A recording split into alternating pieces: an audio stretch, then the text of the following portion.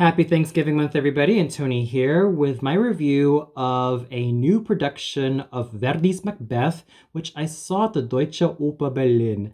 The conductor was Enrique Mazzolla. The production was done by Marie-Ève Signeyrole. The sets were done by Fabien Tenier. The costumes were done by Yashi. The lights were handled by Sascha Zauna. The videographer was Artist Zerve. The chorus master was Jeremy Bynes, and the dramaturgs were Louis Geisler and Konstantin Barnian. It's been over a decade since I last saw Verdi's Macbeth at the Deutsche Oper Berlin, albeit a completely different production than what I saw tonight. I was quite fascinated to see what this new production was all about, especially given the cast of singers presented. But before I talk about the singers, my thoughts on the production. I do enjoy how it was able to use those dark, haunting, and frightening elements about both Verdi's Macbeth as well as its original Shakespearean source material. The only caveat I've had about this production is that it lacked that extra magic feeling or that extra mysticism. Because to quote Kyle Colgren from Browse Held High, Macbeth by William Shakespeare is one of the very magic themed plays written by the bard himself. So there is a lot of mentions about witches, witchcraft, sorcery, and a whole lot of portents that the characters find themselves in. So basically, very spooky elements that make Shakespeare's Macbeth, as well as the Verdian opera adaptation, something that is both spooky, intimidating, as well as something that is interesting because of how dark, foreboding, and pretty violent it is. It also transports the action from 15th to 16th century England and Scotland to England and Scotland today, as in our modern times, or to be more general about it, the 21st century, given the use of technology and the mentions of artificial intelligence and computers, as well as the witches using computers to configure the fates of all the characters involved. On top of the use of computers, there is the head witch who has her mini monologues said over a screen about who she is, as if though she were a one-woman Greek chorus. Speaking of the screen, there's also a shot of ocean waves being used, as well as quotes from renowned philosophers and writers, from Niccolo Machiavelli all the way up to some traditional proverbs that heighten, let alone emphasize, the character's ambitions, wants for power, as well as that lust for political gain that both Macbeth and Lady Macbeth have. As I mentioned the witches earlier, the witches here are not the wild, savage, bearded ladies, let alone the creepy ladies that we've come to know, not only from the play, but also from the operatic adaptation by Verdi. Here, they're basically a cross of Amish women, the women that are seen in The Crucible, as well as the women seen in Margaret Atwood's A Handmaid's Tale. They basically dress as an amalgamation of Amish women, pilgrim women, and women who seem to be in a sort of cubicle, which also emphasizes the whole old meets modern vibe that I have seen with this production of Macbeth. Even the Macbeth's dastardly deeds are shown overtly rather than covertly, whether it be Duncan's murder or the murder of Lady Macduff and her children. So there's not really a whole room for subtlety. It's basically told right in front of us. But at least some of the side characters have a little bit more to do, such as Lady Macbeth's lady-in-waiting / confidant, basically helping her out with dressing her up, or even some of the dastardly deeds that both her and her husband do. And even Macbeth's servant attending to him when he encounters the witches again, especially when it comes to the prediction of Macduff proving himself to be more of a growing threat to him. There is also one element that kind of diverges from both the original play as well as from the Verdian operatic version, and that is Lady Macbeth having to deal with an abortion because she doesn't want any more kids, thus wanting the throne to be secured only for her and her husband, but mostly for her, and she wants no heirs involved. Even that intimate duet between Macbeth and Lady Macbeth after Macbeth's second meeting with the witches turns into Lady Macbeth giving a political speech about her tenure as the queen / prime ministress and an assassination attempt made on both her and Macbeth. Furthermore, there is supposed to be a ballet in the original uncut version of Verdi's Macbeth, but the ballet is replaced with a woman and her child hunting in a forest, trying to take down a deer. And speaking of the deer being used in this production, it's used as a sort of symbol of death and murder, as well as an otherworldly force. Overall, I had extremely mixed feelings about this production and the costumes, and that's just me being nice about it. While I love the lighting, and while I love the use of black, red, and many haunting dark colors being used in this production of Macbeth, the rest of the decisions made were a bit questionable. At least it was wonderful to see and hear Verdi's Macbeth performed completely uncut. Even Macbeth's final aria before he dies was absolutely riveting. And the addition of the ballet as well as another chorus for the witches also made this production thoroughly complete in terms of the music. However, the magical elements that made Macbeth work, both as the original Shakespearean play and as the Verdian opera, were completely missing. I'm sort of missing that extra magic element, those extra moments where the witches perform their witchcraft with a cauldron and with a lot of spooky lighting being used. But as Marie-Ève Signeyrole production of Macbeth was, it was a mixed bag. It was neither exciting nor completely terrible, but at least it had its moments, despite some of the really frosty reception that a lot of the audience gave about this production, especially where there were boos and hisses being thrown at the people behind it. But enough of the mixed feelings I've had with this new production of Verdi's Macbeth. Let's get on to the singers, starting off with Roman Burdenko as Macbeth. I do enjoy that rough timbre that he was able to produce as the titular anti-hero. I also enjoy his sense of theatricality that made him work as the titular anti-hero of Macbeth. He was able to be an extremely convincing vocal actor, and he was able to use that voice that was full of sighs, excitement, and that had that unique timbre that made his moments, whether they be charged up, agitated, or full of ambition and that want and lust for glory, made him truly credible all the way through. You could argue that Signore Burdenko's voice does lack a bit in refinement. It also lacks a bit in that additional dark, rich, and round quality that I've loved in many dramatic baritones tackling Macbeth.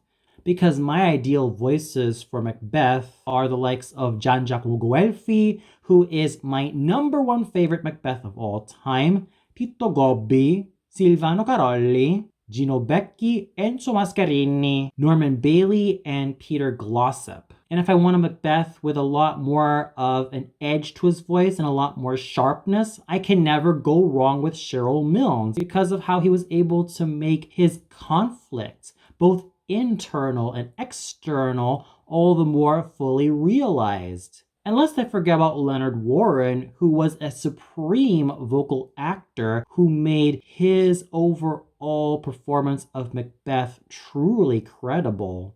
Despite that minute issue I've had with Roman Burdenko in terms of his roughness and in terms of the occasional barking, he was still an involving singing actor. And it was all thanks to that voluminous and incisive voice that made him thoroughly engaging, as well as distinctive in terms of how he was able to make Macbeth's internal and external conflicts work. He was a thoroughly involved and engaged singing actor, and the future continues to look extremely bright for Roman Burdenko. In fact, I would love to hear him one day performing the roles of Corvinal from Tristan und Isolde, Amfortas from Parsifal, Mandrika from Arabella, Altair from the Ägyptische Helena, Le Comte Aubertal from Le Prophète, the High Priest of Dagon from Samson et Dalila, and the Father from Charpentier's Louise. These are some of the roles that I believe are absolutely ideal for Roman Burdenko. And he continues to show great strength as a singing actor and managed to be a trooper from beginning to end. His Lady Macbeth was Felicia Moore, and I was quite curious to see how she was going to sound like live, because she boasted a repertoire that went astride the spinto soprano roles as well as the dramatic soprano roles such as Chrysothemis from Elektra, and Ariadne from Ariadne auf Naxos, and her recent engagement as Lady Macbeth from Verdi's Macbeth, and even the Zwischenfach role of Cassandra from Berlioz' Le Troyon. I was really curious to see how this rising spinto/dramatic soprano was going to sound, and I was totally blown away by the sound of her voice. The tone that she was able to produce was exciting, and it showed that she can paint and manipulate different colors from the color palette. She can lighten her voice in the more fragile, tender moments, and she can use her chest tones in the more charged up moments to show that she is the queen and to show that she can wear the pants in her relationship with Macbeth.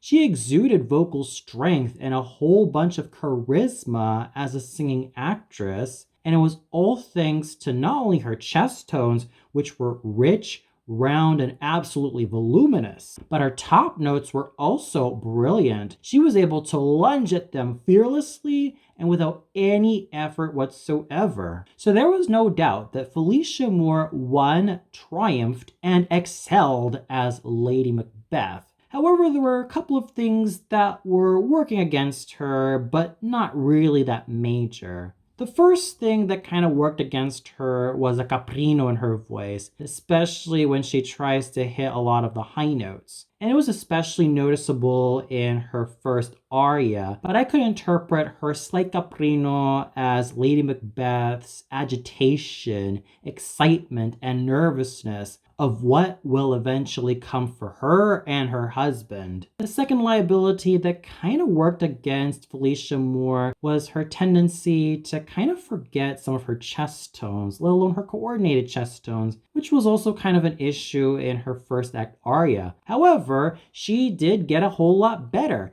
Her chest tones became a lot more coordinated, they became fuller, they became even richer, and she managed to steal the show tonight as Lady Macbeth.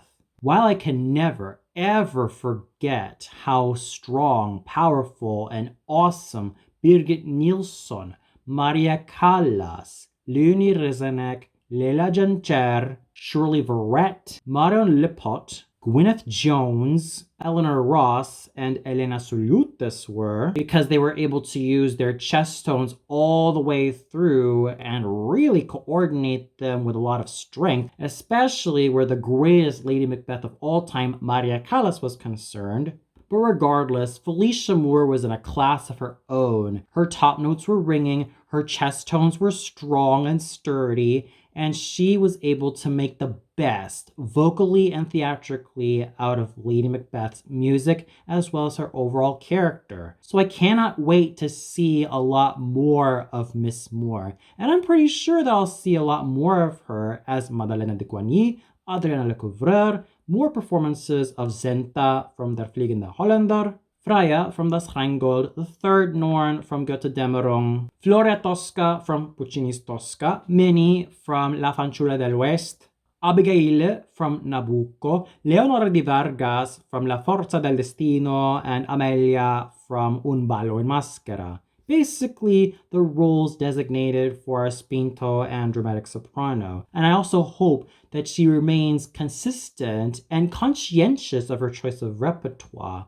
because roles like Chrysothemis, Tosca, Madeleine de Coigny, Adriana Lecouvreur, Lady Macbeth, Abigail, Amelia from Un ballo in maschera, and Leonora di Vargas from La Forza del Destino are way more suitable for her voice than hochdramatische soprano roles like all three Brunhildes, from Die Walküre to Siegfried to Götterdämmerung, and Isolde from Tristan und Isolde.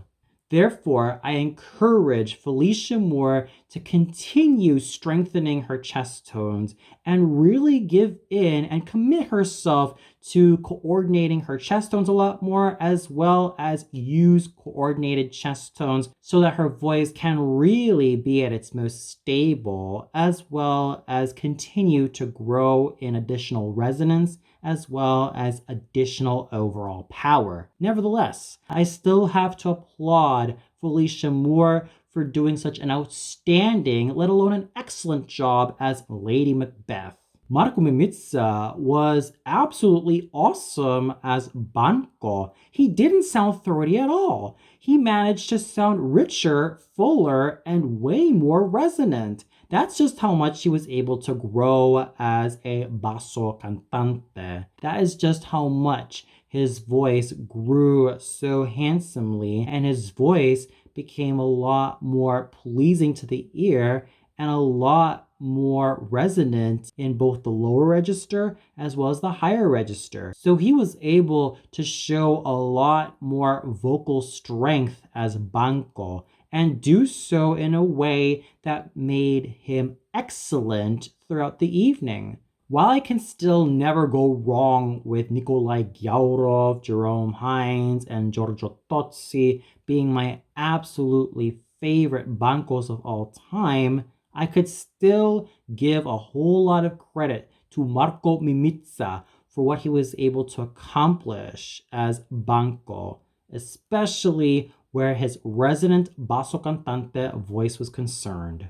Attilio Glaza was a strong, sturdy, and handsome performer as Macduff.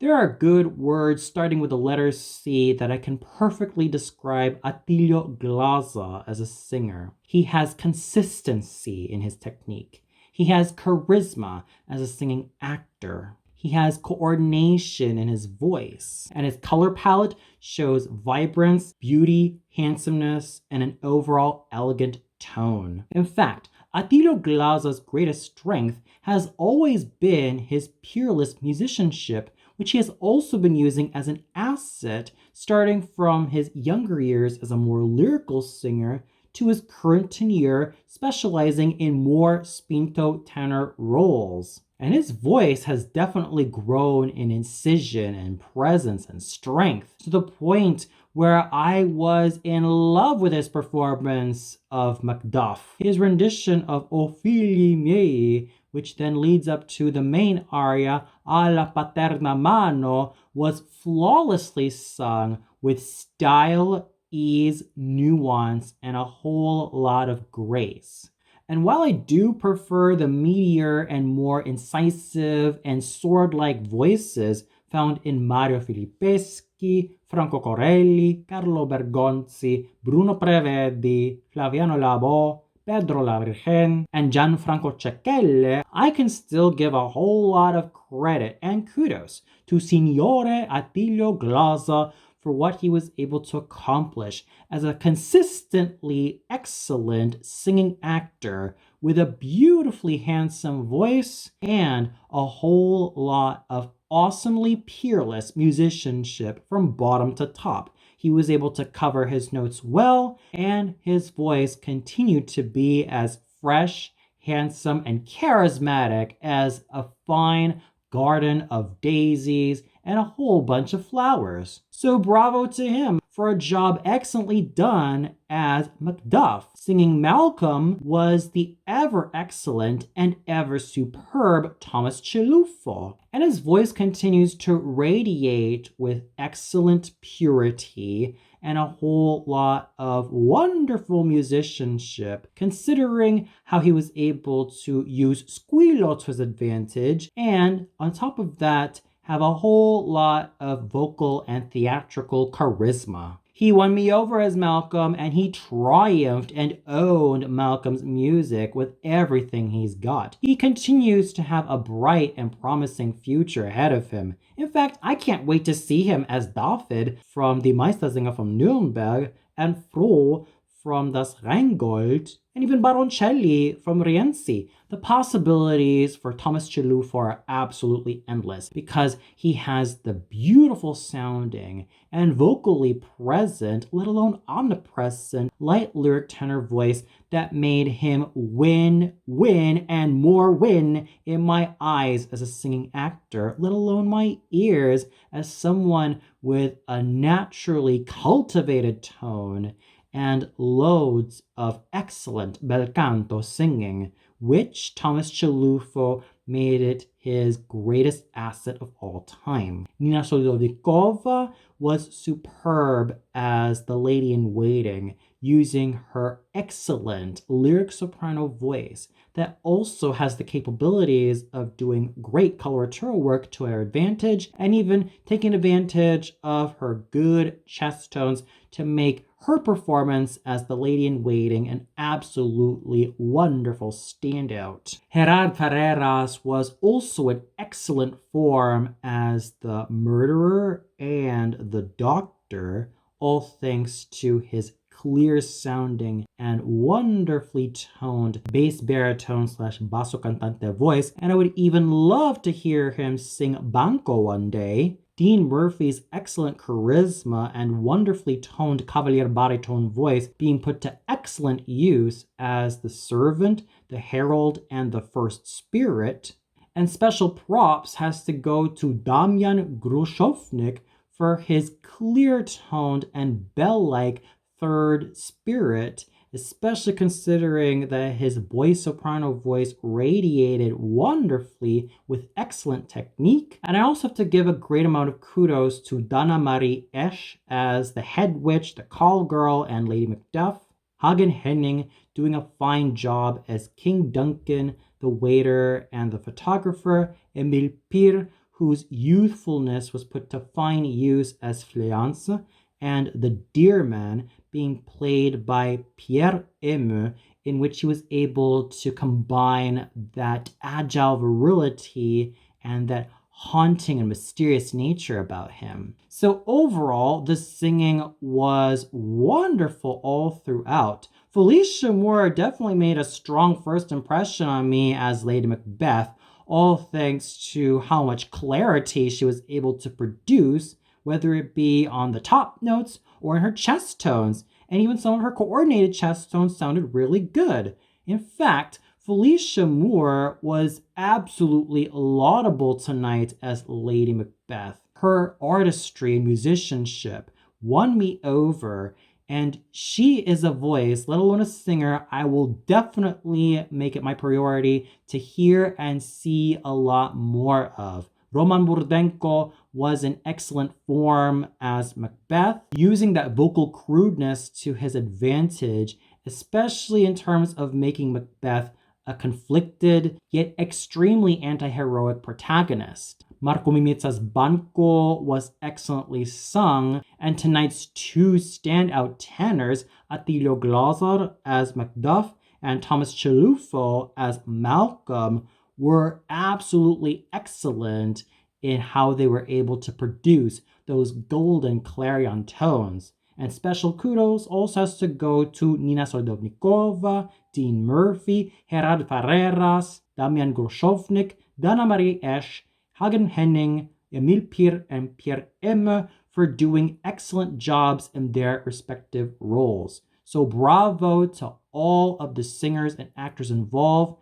And here's also hoping that the main singers, whether they be Roman Burdenko, Marco Mimica, Felicia Moore, Attilio Glaser, and Thomas Chelufo, and even Nina Solodovnikova, Gerard Ferreras, and Dean Murphy, and even Damian Gorshovnik continue to perfect their craft as singing actors, let alone as singers. The conducting done by Enrique Mazzola was solidly wonderful all throughout. He was able to whip that orchestra up into great shape, full of strength, as well as the appropriate loudness necessary to make Macbeth a haunting piece, full of power and revenge and that lust for climbing up that power ladder. So Maestro Mazzola was sufficiently involved with the text and the music, especially in some really charged up moments where he has to give it his all, and he even was quite nuanced in some of the quieter moments and the moments that require a fair bit of stillness. So he was able to use a whole color palette that made his conducting of Macbeth quite wonderful to listen to. And what more can I say about the chorus and orchestra of the Deutsche Oper Berlin? Everybody was a pro, everybody was reliable, and they were strong all the way through. So although I had a lot of mixed feelings about this new production of Macbeth, considering that the magical elements were quite stripped away in favor of some of the more technological aspects of modern Regie-Theater, and some of the production decisions were very questionable, like having the head witch say her mini monologues and having some of the intervals spliced between the episode's names and some of the quotes stated by some of the philosophers. At least the singing was of excellently wonderful quality, with Felicia Moore being such a strong first impression on me as Lady Macbeth. I can't wait to see a lot more of her in the future, because this is a singer who can master the spinto and dramatic soprano roles well, and her blazing top made her win in my eyes, especially coupled by that sizably large voice that filled the theater extremely well. Roman Burdenko also deserves a whole lot of acclaim and salutes as the titular anti-hero of Macbeth, thus using his vocal crudeness to make Macbeth a thoroughly interesting and distinctive character. Marco Mimica's excellent Banco, who grew in size, resonance, and depth, and the two wonderful tenors, Attilio Glaser and Thomas Chelufo, singing up a storm respectively as Macduff and Malcolm. And not to mention the excellent work done by the smaller roles, especially where Dean Murphy, Gerard Ferreras, and Nina Solodovnikova are concerned. And lest I forget about Damian Gorshovnik's superb boy soprano voice that made him an absolutely fine interpreter of the third spirit. Everybody was a pro tonight, and they were able to win in their respective roles, especially where Roman Burdenko as Macbeth and Felicia Moore as Lady Macbeth is concerned. And let's not forget about Marco Mimica as Banco, Attilio Glaser as Macduff, and Thomas Chelufo as Malcolm. And for those of you who caught this new production of Verdi's Macbeth by Marie-Ève Signeyrole at the Deutsche Oper Berlin, what'd you think of it? Did you enjoy this production in spite of it straying away from some of the elements found in the original Shakespearean text and the Verdian operatic version? Did you also find the singing to be of great caliber, especially where Roman Burdenko's Macbeth and Felicia Moore's Lady Macbeth was concerned? Did you also feel that the likes of Marco Mimica as Banco, Attilio Glaser as Macduff, and Thomas Chelufo as Malcolm stole the show? Was there any singer of the small roles that also stole the show from a lot of the main singers' feet, such as Nina Solodovnikova or Dean Murphy or Gerard Ferreras? Did you like the singing overall, as well as the production and everything about it? Or did you feel like the production and the singers were not really up to their highest caliber? Please let me know in the comments below. Well, that's it for my review of the new production of Verdi's Macbeth at the Deutsche Oper Berlin. Tune in tomorrow where I finally review the second Lord of the Rings movie, The Two Towers, which I saw last week at the Sinister Kubix Alexanderplatz. So until then, good night everybody and happy Thanksgiving month.